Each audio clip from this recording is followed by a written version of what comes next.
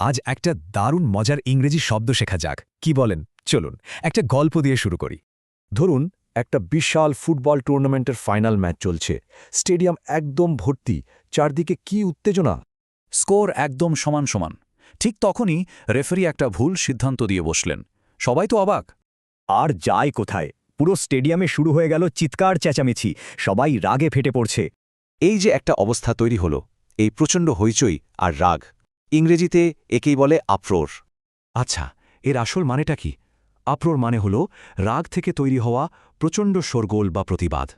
তার মানে আপরার হতে গেলে দুটো জিনিস লাগে, এক প্রচণ্ড শোরগোল, আর দুই অনেক মানুষের রাগ বা প্রতিবাদ।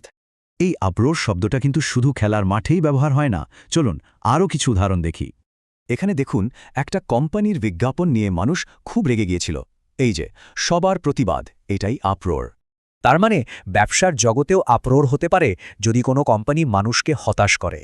এই বাক্যে সরকারের একটা সিদ্ধান্তের কারণে মানুষ রাস্তায় নেমে আসে, তাদের এই জোরদার প্রতিবাদটাই হলো আপ্রোর।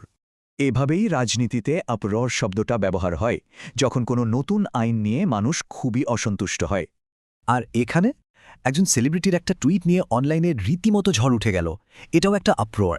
তাহলে বোঝা গেল মিডিয়া বা অনলাইনেও কিন্তু আপ্রোর হতে পারে যখন কোনো কিছু নিয়ে খুব বিতর্ক হয়। তাহলে শব্দটা মনে রাখার সহজ উপায় কি? ভাবুন, অনেক জোরে শোরগোল, তার সাথে যোগ করুন অনেক রাগী মানুষ, ব্যাস হয়ে গেল আপ্রোর। মানে আফোর হল প্রচণ্ড শোরগোল করে হওয়া প্রতিবাদ। বেশ কঠিন একটা পরিস্থিতির জন্য দারুণ একটা শব্দ। এবার একটু ভাবা যাক, বাস্তব জীবনে এরকম আপ্রোরের কোনো ঘটনা কি মনে পড়ছে?